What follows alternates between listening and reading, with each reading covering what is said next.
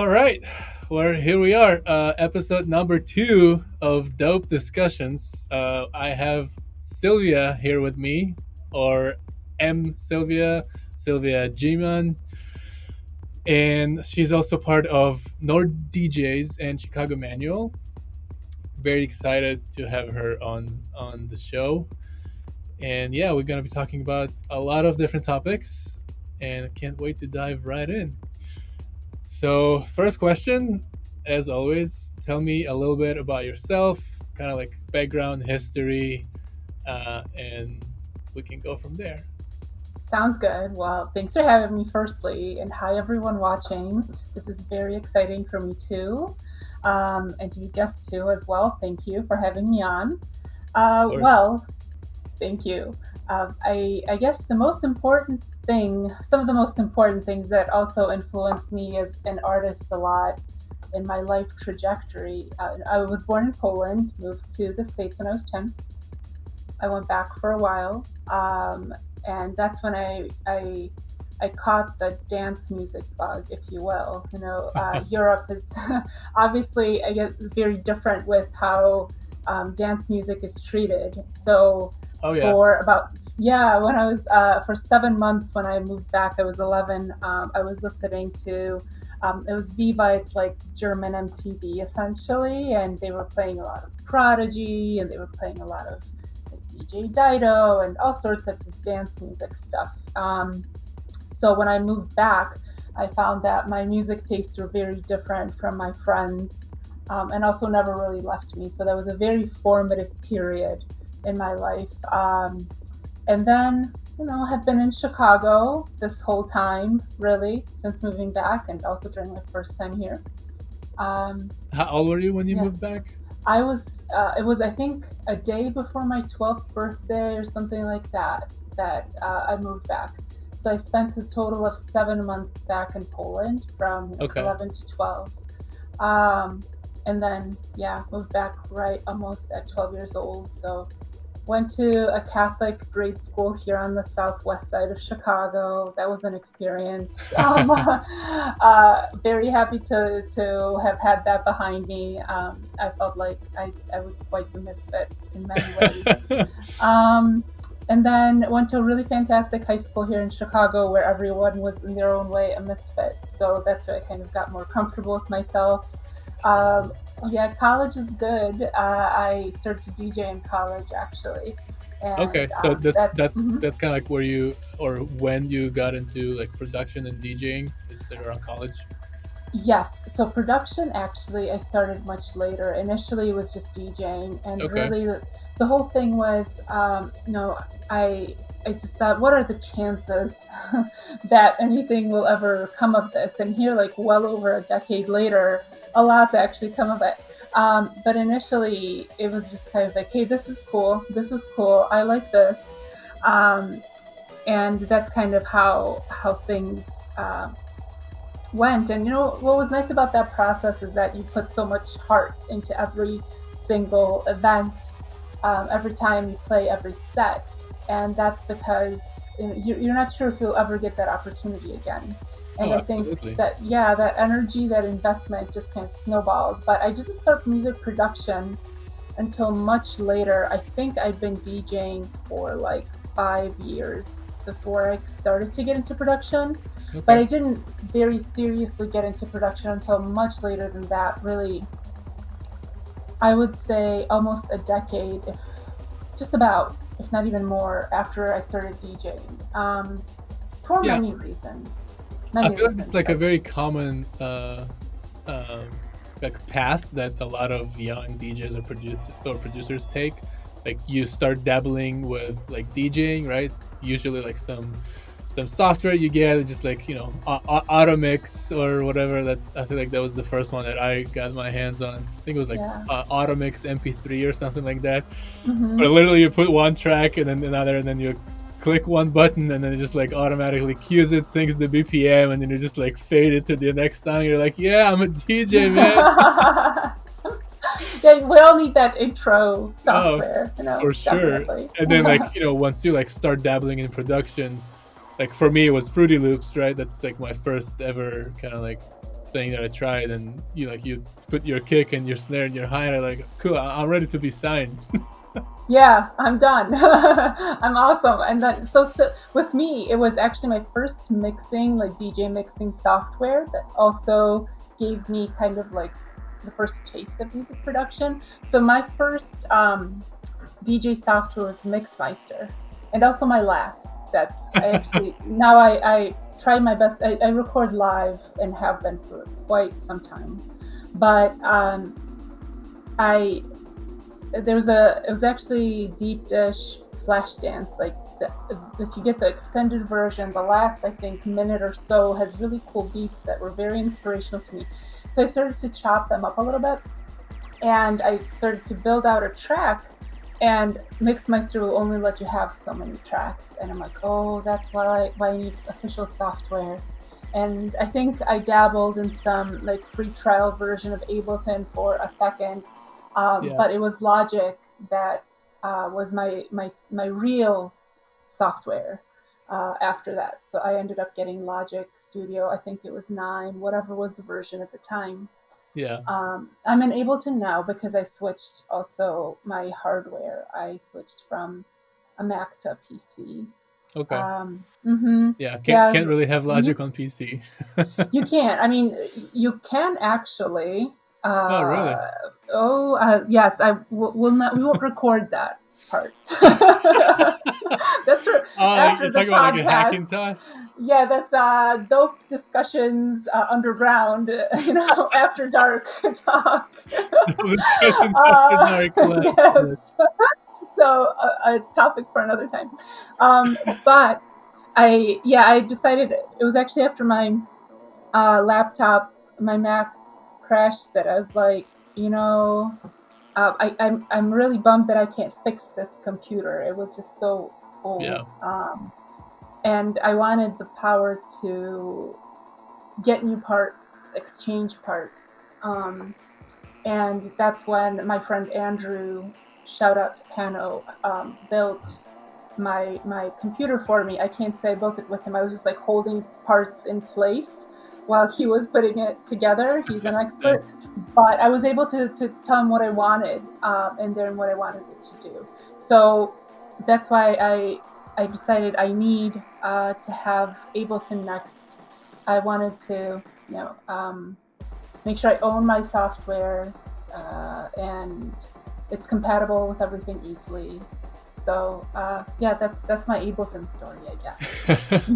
No, I mean I can definitely relate. Like I'm also like coming from a long history of PCs, and Hmm. I used to and still do to this day like build PCs like as a Yeah. hobby, and it. I love the um, infinite amount of possibilities it gives you, and you can exchange and swap parts at any given moment, and it's much more flexible than having like a pre-built laptop like a MacBook. It's great. I mean, I use a MacBook now, but it's I feel like both have pros and cons, and the everlasting debate of like Mac versus PC for production. Like it doesn't really matter. Like use what you have or what you can use, and whatever suits your personal needs. Like there's no like, oh, like this is better, this is worse. It's like enjoy and utilize the vast technology that it's available to us, and like take what you can, like and benefit from it, like utilize it to like create something awesome. Like you don't need to be like, oh, I'm a Mac guy, oh, I'm a PC guy, like, yo, you suck, you don't know what you're talking about, this is better. Like this is so ridiculous. I know that's how I felt about it too. Like what suits you is what you should use. It's as a Yeah, friend exactly. who was also a great music producer, said, it's not the kitchen, it's the chef, and I think that's very Oh, true. absolutely. And Cool. So let's talk about your approach to uh, creating music or producing like a track, or like what do you do? How do you think about that, and kind of like what's your process? yeah, it seems like so. Firstly, I don't really use VSTs really, and Okay. it's not because I think you're a better producer if you're using gear. No, like again, kitchen, not chef type deal. Yeah. I'm a very tactile musician. I like to touch whatever is making the sound and tweak the sound using my fingertips. And really with the mouse, you're doing the same thing. But I think when you're using gear, just the approach is different. Um, and also, I'm not a classically trained musician. I'm self-taught pretty much in every Same way. here. Plus, yeah, well, whoever else is, in the studio with me, like that's how I learn things. I have a music theory for dummies book right there to my right. Um, but I almost feel like in this anxiety of not being a classically trained producer, you can rely on your instruments to guide you. And a philosophy that made me gravitate to analog instruments a lot is that the machine has its own artifact. Like it won't be perfect every time. And obviously, like if you extrapolate that thought to a very distant point, you could be like, well, you can't get to the point where like the clock in your drum machine is so off that it starts out with 130 BPM and you end up at like 125. Like obviously Right. that's not what I'm talking about here. Correct. But this idea that something will be just slightly off, or that you maybe like with a modular, semi-modular, you can never route a signal quite the same way the next time. Yep. So this way, I almost feel like production is teamwork with your synth, and I just then don't feel so like you know burdened, pressured, if you will. It's me and the synthesizers, not just me. And No, for sure. yeah, It's hmm almost as if it's an extension of your creativity, and kind of like going back to the point of like Mac versus PC. I feel like it's almost the same debate, like never ending, everlasting, like analog or digital. Like again, yes, you don't have to be like like one way or the other. You can use some analog and use some digital, or use like mostly digital and some analog. You can use them equally at the same time. You can use 100% that or 100% that. Like it doesn't matter. It's not the kitchen, it's the chef. Like I love that thought. Like why limit yourself? It's like I have both. Like I have a bunch of analog gear, but I also have a bunch of VSTs, and it depends on like what I'm trying to do, like what mood I'm in. I'll either gravitate more towards VSTs, or more towards the actual gear. Also, sometimes you need to do something that only like a VST can do, right? If you need to like fix your audio, like like I'm gonna use like an RX8, and like I'm not gonna like I there is no uh, hardware that would allow me to like fix my like audio the same way as like a piece of software will. Like click a button, go make a cup of coffee, come back, and it's done. You know what I yeah. mean? So it's like use the tool that's right for the job. Use whatever you have. Like get out of that concept of like this versus that. Like use everything that you can. That's exactly how that's precisely how I approach it too. Because with since there's often a lot of artifacts, and you're recording a signal, but something maybe you can't hear at the moment, or maybe you've been playing around so much with it that your ears are a little fatigued and they're not picking up some rogue frequency, Yeah. or you're not recording all of your synths while hearing them at the same time. You don't hear some frequencies interfering at a certain part. Um, you fix that in your software, and you get surgical plugins that will help you take care of that so it sounds good later. So I'm also like, whatever works for you, whatever gets the job done. Like at the end of the day, if your track is awful, who cares? You just don't care. Like the end point is to make people dance or like what you're like listening to whatever you're playing. So it needs to all be musical in the end and sound good together. So but yeah, with my process, gear is critical. And for a long time I would gravitate to the drum machine first, laying out my drums first. But as of late, I've been doing kind of slightly more melodic components first. I got this here baby, the Behringer Neutron, and sometimes I sequence it with this chord SQ1 here, and that machine just does its own thing. Like it's the feral piece of equipment in my collection, but that's also what makes it so great. You can sit down feeling really just not creative, just wanting to be in the studio and mess around with it. I've been advised to record almost everything that you're doing. Yep. Tom Hayes, one of my very much influenced by his workflow and all tips and practices. So I started to record a lot of what I'm doing with that, and then I'll find pieces that I like, and then chop them up, loop them, whatever, and then put drums over them. Yep. So yeah, a little bit of maybe drums first, maybe something melodic first, or uh, pad-ish. And yeah, you never know what you end up using that piece for. But I think that's a big part of how I get going and my process. And too, like I have everything that I usually use at my fingertips. So when I sit down, I don't want to you know plug stuff in. I want to Yep. turn things on and be ready to go. And pretty early on, there was advice given to me to like make sure everything's plugged in and routed, such that you sit down and you start making music, or at least getting warmed up, so you're not using your studio time to plug things in. So No, absolutely. That's a very important thing to remember. Like, if your goal is to be creative, like you don't want to sit down and then start troubleshooting, because yeah, then you're wasting energy, you're wasting time, and by the time you get everything connected and working, you're like I'm tired. Like I don't even want to feel like doing this anymore.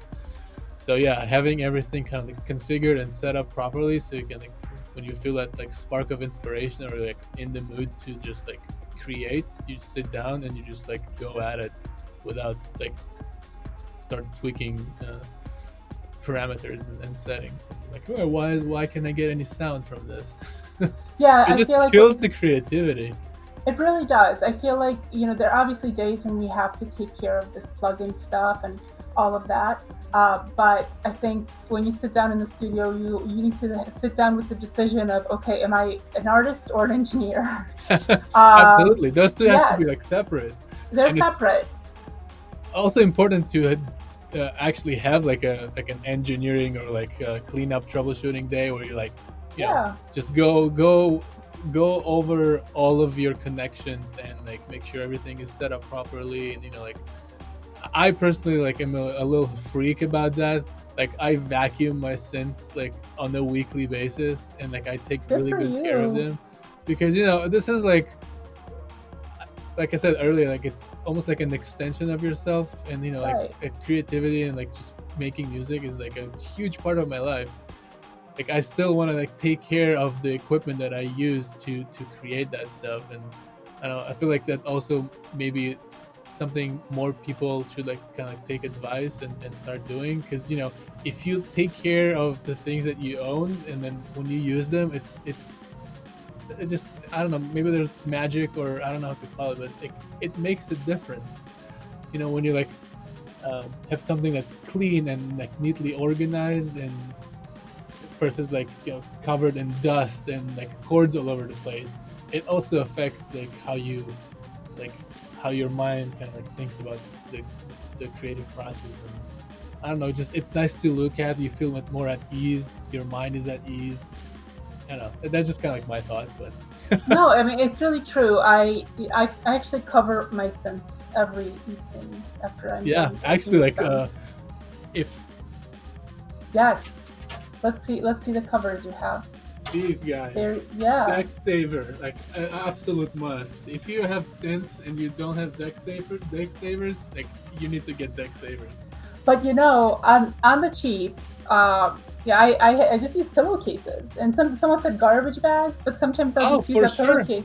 Yes, whatever keeps the I, dust off. I, And I have this little piece that I like yeah, covered these guys over here. Similarly, It's just a piece of similarly, fabric I got from like Joanne's Fabric or something. it gets So the yeah. job done. I'm a little guilty of having some cordage back here, but I can't help it sometimes. Like you, I have a lot of front, um, like if you will, ins. Like here's the Mother 32. I plug that in front. My sound card, which I guess you can't really see, but also I have two things routed in front. So I kind Oh, of, for sure. Yeah. can't help it. But by all means, I totally back, this whole, like, my studio space is the cleanest part of my living space. Like, Yes. it has hundred to be. percent. It's the Yeah, most yeah. organized. I feel like that I usually thrive in chaos. It just switches my brain on. Um, but like this space has to have some sort of order. When I sit down here, I need to be ready to go. Not let me clean up first. Not let Yeah. me dust things off first. Plug Exactly. things Yeah. in first. You're ready to go when Yeah. you You, sit you, down. you don't So want anything to interfere with the creative process. Like there's cleaning days, there's engineering days, but most days are creative days. So like, when you sit down, you just want to create. You don't want to be bothered or interrupted by anything else. Um, um, 100%. I have like separate, like my creative day and my mix down day are two separate processes. They're not the so same thing. going back to your approach, so do you kind of like before you sit down and like start creating, do you have something in your head like a beat, a melody, like an idea, or do you usually just kind of like sit down and kind of like see where the instrument's gonna take you? Like, do you have Yeah, a specific that pattern that you follow, or is it like random? random, random, and definitely more so to the let's see where this day takes you kind of thing. Yeah. Um, I feel like expectations can be tough because, like I said, sometimes with with with some of my instruments, I sit down and I have a sound in mind, but um, sometimes you play around and you end up getting something different that sounds great. Oh yeah. Um, so I try not to get myself to be like, no, this is what I want, this is what I'm getting, um, because I find that with me it's actually limiting me. Um, but one of my favorite tracks that I made, it's coming out soon, to plug myself. But yes, so it's actually probably the best track I ever made, and this I made in one day, sitting down here with no expectations really, just let's get a little bit of this, let's get a little bit of that. Looking back at it, I'm like, how did I even think of this really? But it was all just sitting down in the studio with some feelings that you're trying to work through, and you're getting that Those are stuff the down. best moments. Like Yeah. I too have, I think, like a couple tracks that were basically like accidents, or like Mm-hmm. uh how Bob Ross used to put it, happy mistakes, or like Happy happy mistakes. Yes. accidents. Yes. It's like literally, I had like a specific like drum loop going on, and instead of selecting like a drum sound, I like routed something different, and it was using a synth sound instead. But like the pattern, or like the sound it created, I was like, whoa, what is this? This sounds so cool. Like I would have Yeah. never like thought about like, oh, like let me do this. Like it was just a pure accident. I'm like, oh my god, like I need to record this now and like use it somehow. And like you said, I think I was down with like a few in like within a few days time. And then on the other side, like I have tracks that I've been working on for months, and like they're like 50%, 60% done, because it's just like you can't kind of like keep going with that idea that you had. It's like it's lost in the ether, and you're like, I don't even know what I'm doing, or like where's this track going? Yeah, that's. I think that's too. Like for me, I've had those tracks too, and that's why for me it's important to sit down with like ready stuff to make sure I'm getting my idea down as soon as I can, because if you kind of lose that mindset, that then it's gone. Conversely, I also don't want to like discourage people from working in the studio every day or as frequently as possible, even on days when you're not inspired, because Yep. you're still sharpening your skills. So it's you're also like your own plugged in, ready to go studio, your skills have to be up to date in order to get your ideas down quickly. A hundred So, percent. yeah. Like, yeah, it's a never ending thing. You know, like you can like talk and ask, producers that have been doing this for decades, and they would still tell you like you learn something new every day, and you need to keep like practicing and improving like your skills and your abilities in this. Otherwise, you're just gonna get left behind and just be like irrelevant anymore. Like you have to keep innovating and like coming up with like new ideas and new sounds. Otherwise, it's just you're just gonna be like everybody else and sound the same. And like, why would someone listen to you versus someone else? Like Yeah. how do you stand out? How do you present yourself as like a unique individual and like with a unique sound signature?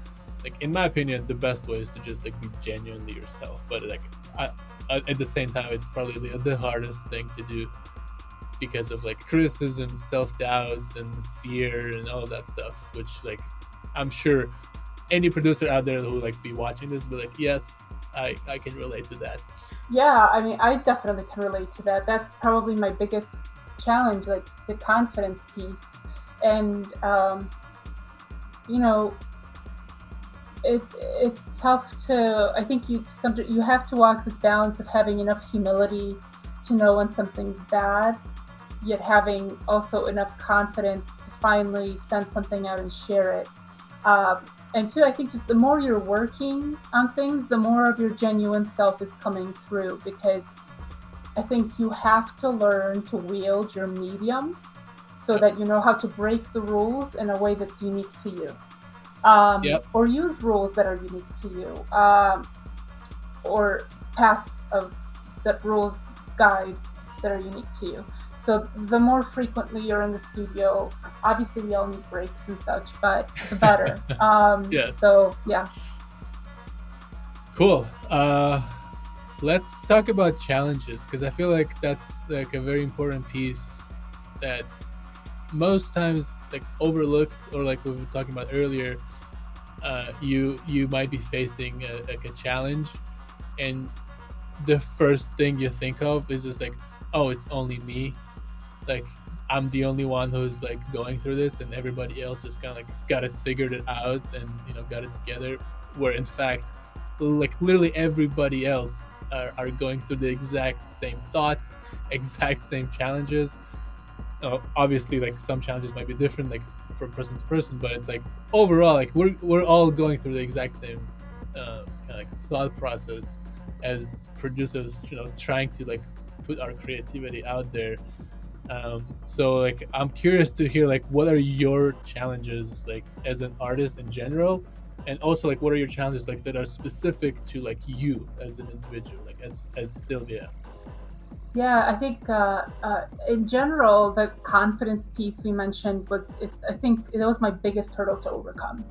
I think I would have started to make music years earlier had I just been more confident about starting. And, to me, part of that was to being a woman producer, because I feel like, DJing, I already got this earlier. Like, people would assume that because right now we're not dealing with this anymore. Like, women are doing, like, driving techno forward. Mm-hmm. But like a few years back, I felt like that wasn't the case, and people would question whether it was even you, like mixing. I've had people like in the DJ booth watching me mix, like not wanting to check that it's not pre-mixed or something. Yeah. The talk that I would hear a lot of, like making fun of women who DJ. There was one person who in front of me was making fun of how women cue records.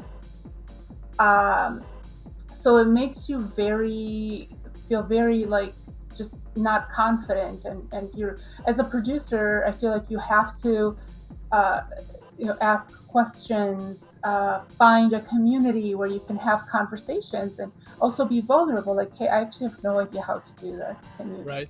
like, how do you resolve it? Or right now, I feel like the internet is such a great resource, and it was when I was starting out too. But right now, I feel like there's just there's a ton of resources. So anyway, I feel like that's what kept me back a lot too. Like I was just really nervous, and to the point where when I got one of my first pieces of gear and it was broken, I was afraid of calling like tech support because I was afraid of them being like, "Oh, this dumb girl doesn't even know how to work her synthesizer." Yeah. Um, yeah, so I think that was one of the biggest things that was keeping me back, like uh, fear and a lack of confidence. The way I got over that was to just actually start making music. And I think a part of learning is that you will look dumb to someone, and some people might make fun of you, irrespective of your gender.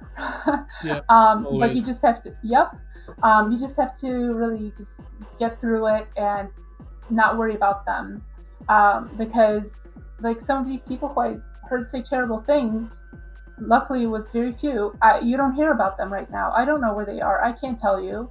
I can tell you I have more releases than they do, some of them. That's Um, yes. hell yeah. So yes. So I think that's kind of the best revenge, right? But it took Absolutely. those moments of asking questions that I thought were dumb that actually weren't. Like you said, many people go through the same challenges, and then finding your community, like people with whom you feel comfortable. You're not afraid to ask those questions, and I feel like men are very scrutinized in the industry, and I feel like it's important to point some things out. But I also want to say that I have a lot of great guy friends like yourself, fellow music producers and peers who are awesome. So to any women who are looking to start out, like you know, I would encourage you to not feel like you know, men or women are more of your allies sometimes. I think a lot of great things have been done because women have had male advocates for them in this field. So, just Yeah. saying. I feel like, the way I see things, like you just have to do it. And there's always going to be people that will just stand in your way for whatever reason. And, you can either let those people uh, push you back, or you can push them back, like figuratively, and keep moving forward and keep doing your thing, and ignore the comments and the talk and the BS that might come up, because it's all that it is. And then, like you said, the people who like told you like, oh, like what, you couldn't do it, or like, just talking down. Now you have more releases than them, and like who are they and where are they? Like nobody knows and nobody cares. That's what you need to keep in mind. And it just sucks that like the reality is, like I said earlier, like every producer goes through like those same kind of like challenges and fears and obstacles. But on top of that, you have to deal with the like additional challenges that you have to face just because your gender, or just because your sexual orientation, or just because your skin color, or religion.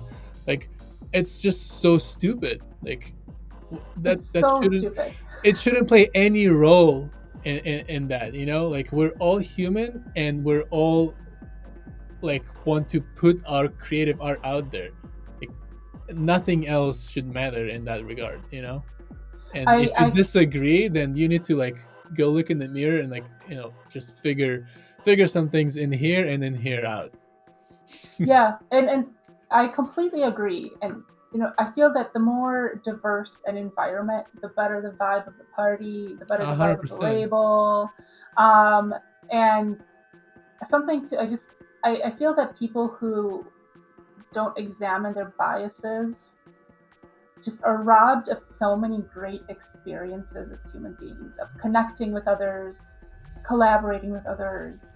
Um, I just like that's what hurts me too about a lot of this stuff. Like people are being robbed of some of the greatest parts about being human because that's how they think. Um, so And yeah, we I all have completely agree. biases, and some We of all those do. biases are unconscious, or we have them just because the environment we grew up in. So like in a weird way, it's almost as if we have those thoughts or beliefs or biases like, and it's not our fault that we have them, right? But we Right. can't like control them because, or it's like really hard to control or even like become aware of, like, hey, like, the thing that I did or the thing that I say, like, that was, that was wrong. And like you said, just kind of like think about that and be aware of that. And that's such a powerful thing you just said, like people that being robbed of amazing experiences just because of like the way they think. It's just crazy to me. It is crazy, but it's so true. I think whenever you look at someone and you feel like you can't talk to them or shouldn't talk to them because of, like you said, appearance, gender, sexual orientation, um, think about what inside you is make you do that, and Right. explore Like and the work on it. why. Like The why? why. Why do Yes, you think this way? Why do you feel this way? So ask yourself that question, and then like you might be surprised with the answer. you really don't know someone until you've met them and you've talked to them, and that's how you sort that out. Yes. Oh Or man, they're yeah, alone. Yeah. I can talk about this for a long time, Yeah. but uh, I want to ask you something. Like, if you could go back in time, like right when you were just first starting, first getting into like DJing or like first getting into production, what advice would you give yourself? Or like, That confidence piece is huge. And two, when I sat down to produce, I already established a solid DJ career. Like I was resident DJ at Soundbar for a while at that point. I nice, was, I thank you. It was great. So with NOR DJs, like we held a residency for quite a few years there, and I was playing all over the city and playing with really reputable, like world class DJs. And you sit down to produce and you like your music does not sound good at first, and there are some people who are like, yeah, I've only been producing for a couple of months or a year and this is what it sounds like, or my first track was a hit. I've met those people, but you know that's not everyone, I think. not at all. Not at all. So for a long time, something that I feel like you're not told is that your music will not sound very good. That's normal. It happens, and you need to keep working. I felt that as soon as I was like telling people, yeah, I'm in the studio, like this program, blah blah, people would be like, oh, have you made any tracks? Can I listen to any stuff that you're making? And it made me really like it made me block up because my music sounded awful. I didn't know what I was doing. I didn't even know how to use the software, and I was like, am I just not a good producer? Like, do I not have talent after all? And I wish And someone told. you sound like Yeah. me, like when I was starting. Like, am I just horrible? Like, should I just not do this anymore and like start doing something else? Like, Yes, precisely. I'm it's like my third year into very seriously producing, like in the studio every day, watching tutorials, all of this. And I still feel like I have such a long way to go with like sounding how I'd like to. And I think if you that's what I would tell myself, like you're gonna sound like a bad version of Tetris for a long time, and soon enough you'll learn. And if I just tallied like how many hours I spent learning all the software and learning um, the hardware, compiling the studio to cater to how I express myself, um, I think I wouldn't have essentially delayed my production and my music producer career for years. Really yep, years. It took me years to overcome this. Um, so that's one piece of advice. If I can just to advise people to keep going, and really another thing, it doesn't need to be like 3 hours every day. 10 minutes is fine sometimes. Watching a tutorial for 7 minutes, 5 minutes, learning something new, instead of sitting down just every day, small or big, it adds up, and just keep going. Don't give up. Keep going. So 100%. It's like yeah, you have to commit and you have to be consistent. yeah, Like, and and that's it. Like it's so much easier said than done. But if you just practice and do that every day, you're like, this is it. Like I'm committed, and I'm consistent. Like I show up every day, like no excuses. Doesn't matter, if I had a busy day, if my work at day was really hard, if I have kids that keeping me up at night, or if I not feeling well, or I'm not feeling productive, whatever. Like there's always gonna be excuses. Like just know, like throw those out of the window. Like sit down and be productive for like at least, like you said, 10, 20, 30 minutes. And sometimes, just by doing that first step and taking the action, it will like motivate you to like keep going. And next thing you know, you find yourself 4 hours later, like working on a track, or like watching a tutorial and like learning something. And yeah, this is such a good advice, even for anyone like that just starting out. Like just don't stop, just keep going, keep doing it every single day. And I guarantee you that even like big shot producers out there still have the same exact thoughts now. They're like, hey, like I feel like my music sucks. I don't even know like why. I have like millions of views or streams or whatever. Like it's something that like it's within all of us. The imposter syndrome of like I'm not good enough, Yeah, or I'm not X enough. Like it's always gonna be there. It's like one of the hardest things to like just kick it in the throat and like, yeah, get out of here, imposter, get out of here. Like yeah. I'm gonna keep going and doing my thing, and eventually it's like you're gonna look back and be like, holy shit, like look where I was and where I am now. Yeah. 100%. That's how I feel too. And I think the imposter syndrome too is significantly now. If I want to highlight the importance of knowing how to work social media. Like, just because you see DJs or producers look a certain way and post certain things doesn't mean that that's you. And don't be discouraged if someone looks different, uh, post different content than you. It doesn't necessarily make them into more of a producer. Doesn't make you. Sorry, my dog was like, I need to come out. I Hey, want to be. dogs are I want always to. welcome on Yeah, my I was like, show. he's like, I want to be in dope discussions too. I'm in the studio with you every day. I want Yes, credit like for excuse my. me, I'm part of the But process. Like yes, ask hello. me questions. Best space to lay in the studio. But yeah, just this whole thing of yeah, imposter syndrome is real, and it's probably stopped more careers than Oh, most 100%. things. So And don't get and it's down. applicable Mhm. to like any industry. Like not only like a music producer. Like literally, like you can apply that to any industry out there. Yeah, I Also, completely one more agree. thing I wanted to add. Hmm. You you mentioned like working the social media, uh, Hmm. and recently I don't remember who said that. I'm pretty sure it was Trent Shelton, and if you don't know who that is, look him up. Is amazing. Um, he said that you need to change the way you look at like likes and views. Like don't look at those as numbers. So for example, like I upload like a YouTube video, and it only gets like 10 views. Uh, it's not 10 views. That's 10 people, like 10 souls that took the time out of their day to sit down and watch your video. When you think about it that way, that's 10 people that watched your video. It's not 10 views, it's 10 people who watched your video. Just like saying it in that way, like completely shifts your outlook on things.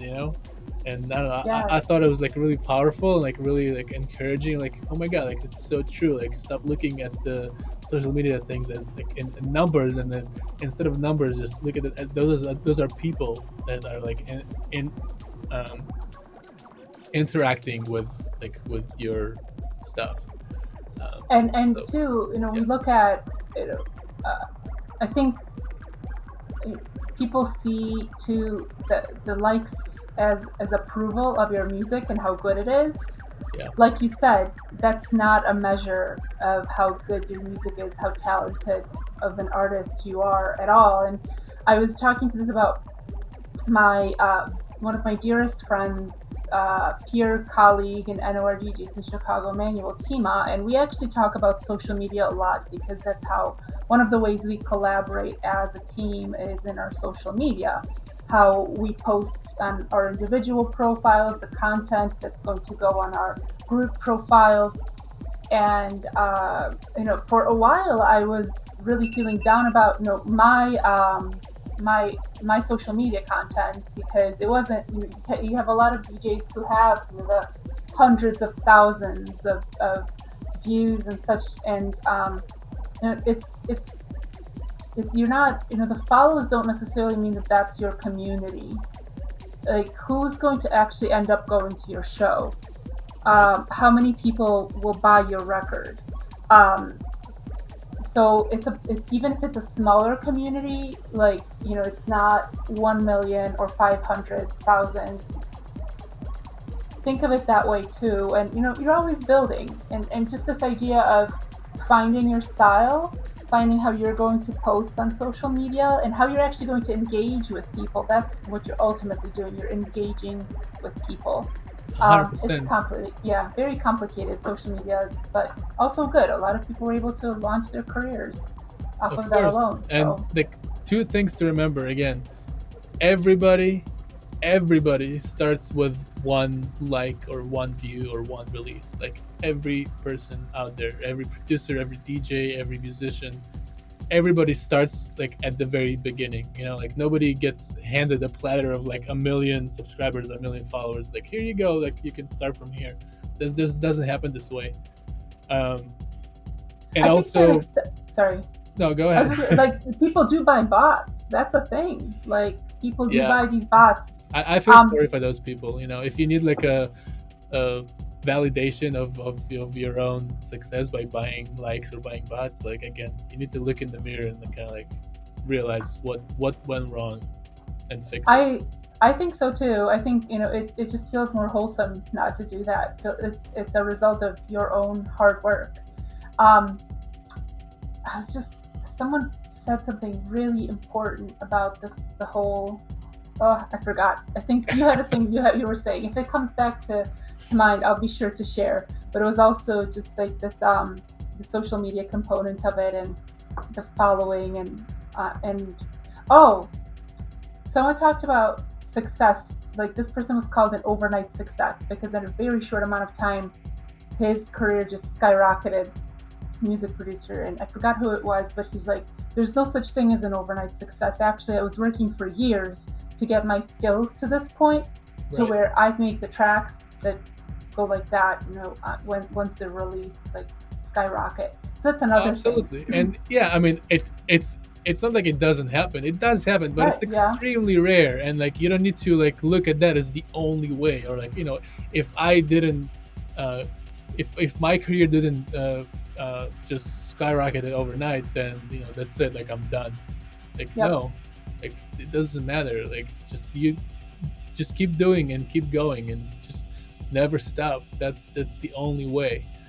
And like I have this quote on my website that I kind of came up with, but I also like really stand behind it. uh, like the only way to be unique is to be genuinely yourself. Yes. Like there's only one of you in the world. Like don't try to be like someone else. Don't try to imitate what other people are doing, or what the way someone else is posting, or the way they're like putting this stuff out there. Like just be yourself. It's the hardest thing to do because it's like one of the most vulnerable things you can do, because you're not hiding behind something else. It's you. It's in the pure raw form. But that's the only way to be unique. Like nobody can be you. Only you can be you. you know? And people can tell if you're not being genuine. I think that's Oh, a that's hundred important percent. too. Like, by being yourself, you're having your own style. You are going to that's the thing too on social media. Like, create your own universe, and you will get subscribers to your universe. And once you stop being you, or you were never you, that's the things will kind of get conflated. The best thing, really, like, I think it's in all these Dr. Seuss stories and what have you. Is just the importance of being yourself, and I'm all for it. Like, even as an artist, there's so many people who didn't, like, not even necessarily musician, like visual artists, I think it was like Gauguin who didn't even call himself an artist until he was 35. Like that's the first time he says that. And some people don't experience success until maybe even, like, I hate to say it, but after death. Like, there's so many writers who what's his name, Gogol. He was like he were the first big Russian novel, in like what is to be the genre of Russian novels. Without knowing Yeah. it, he burned half of another book that he wrote, or maybe the one that I'm thinking of that was his first, and died thinking he was a failure, if I recall. And look at him now.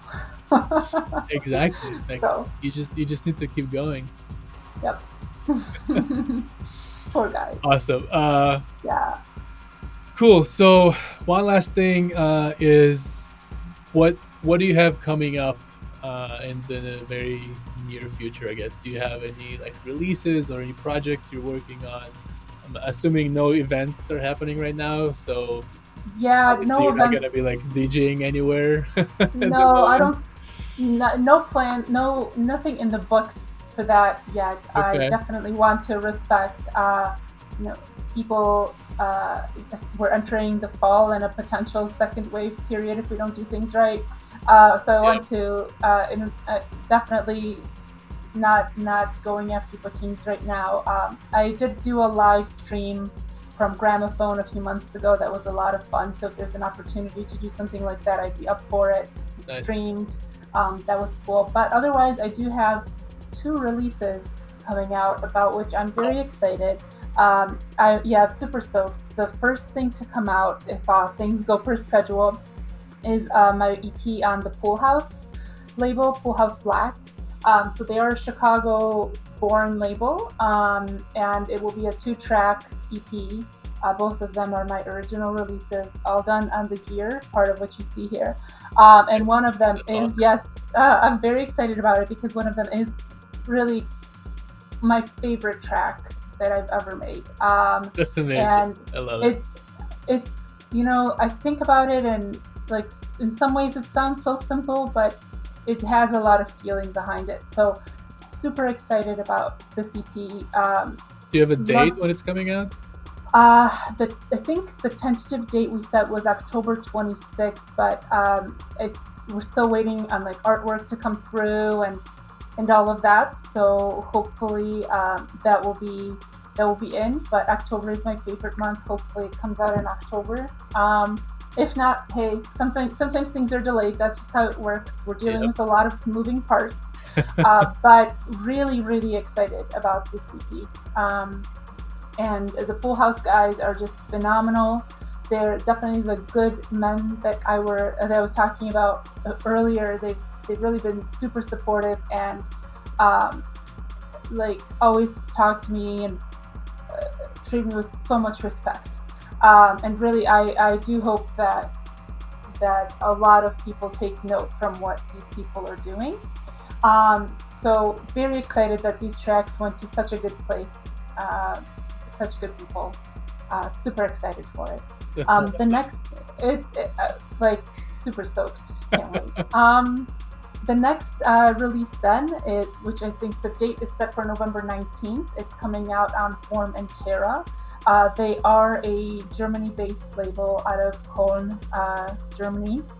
Also, very nice people. I haven't met them in person, but we've been talking for a really long time, and it, it's I really got to like get creative with this one a lot. It's a remix I did of a track called Heartland, and yeah, it's like we'll see. It's kind of jazzy. I really wanted to flavor it with some Chicago. Okay. Not necessarily in like the classic techno or dance music way. So very excited to hear what people think about it, how I it goes can't wait. over. Thank you. So it's one of those things definitely where you're putting your vulnerability out there too. But I guess Yeah. it's true about music. So those are the two things. If all goes to plan, October is the Full House Black. My EP comes out on I think I called it the photographer. Yes. Um, I have to check my notes, but that's the track I'm talking about. Photographer, the other track is called SQ, October. And then the second release, again, for Montera, the track is called Heartland, and there's quite a few really great remixes, so super proud to be part of that release. And that's how 2020 is playing out, literally. So, Hey, two yeah, releases. That's pretty good. I'm thanks. excited to check those out when they come out. Thank you. Well, I'll be Cool. sure to send it your way. Do you have Mhm. any shout outs or things you want to give to anyone out there? This is the time to do this. Oh my gosh, so many people. I definitely have to give a big shout out to my friend, colleague, collaborator Tima. We talk all the time, and as an artist, sometimes you just doubt yourself so much. And I'm glad that I have such a dear friend in my life to support me through the music process, and also someone so awesome to collaborate with as an artist as well. Big shout out to Tom Hayes, who is a very big deal. I never met him, but it's his like videos that I watch to religiously to like teach myself what to do, and I feel like he's genuinely doing this to help people. And big shout That's out amazing. because I feel like he's actually helped a lot of people, at least myself. So a lot of love out his way. Obviously, all of my friends too who come to the shows, support, talk about the releases, yourself included. Thank you. Very grateful. Also, my music producer friends, yourself, my friend Hiroko, my friend Adam. Um, Such just like great energy, always willing to help. Hiroko Yamamura, that is, and my friend Adam Alonso of Alonso Sound. Um, really cool samples, by the way, if anyone ever wants to check them out. So just, I feel like everyone needs that community, those people you go to as a second ear to your music, or just to get advice, like some technical stuff, and they've always been there for me. So super Awesome. grateful. Yeah, there's obviously a lot of shout outs to give, but immediately those come to mind. And overall, I feel like I've just gotten a lot of love and support, even from people I've never met, like on Instagram, on Facebook, and Isn't always it the best grateful. feeling? Just like I have it like in the ending of my videos, like be silly, be kind, and spread the love. It's like that's what life is all about. It really is. And actually on that note, I want to give a shout out to Gramophone because I feel like they are those things to me. They've been very supportive of me as an artist, and I'm in there shopping for records whenever I can, not so much in recent times, but I also want to give them a shout out for like this. They're a classic Chicago establishment and genuinely support Chicago artists and what people are doing. So if you have a chance, if you like to listen to records, buying records, I have to give some love out to Gramophone because they're absolutely phenomenal. Um, so That's amazing. yeah. Mm-hmm. Great. Well, thank you so much for coming and spending like almost 2 hours with me here. Really? Oh Getting my. over the technical difficulties as always. That's part of As that's always. part of it. And just Mm-hmm. being on the show, like sharing some of your process and kind of like your history and the challenges. It's really great, and I really hope that like more people will kind of get inspired, and maybe some of the things we talked about will like resonate with them, and will cause them to like take action or like get out of their comfort zone or like just keep pushing through and overcome obstacles and challenges, and you know keep producing music and spreading the love. Yeah, 100%. Thank you so much for having me. This is really great. Thanks too for creating a space where like I can be vulnerable with some of these challenges, especially like A the hundred percent. woman in industry part. I feel like we're almost like asked to play the tough card sometimes, so it's really good to talk about like the real hard things. And I encourage anyone to make music, obviously, but women, like I don't let any hesitations, things you've heard, stop you from doing something you love. Um, so that's, Just do it. yeah, just do it. Rejection, difficult situations, like, you know, having to build boundaries. I think that's true in any area of life. So don't let that stop you from something you love so much. All right. Well, I hope Yeah. everyone has a wonderful rest of your day, night, morning, evening, wherever you are in the world. And yeah, I'll see you in the next episode. Peace.